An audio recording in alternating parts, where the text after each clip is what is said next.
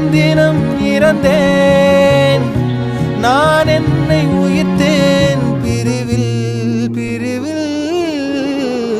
மாய நதியில்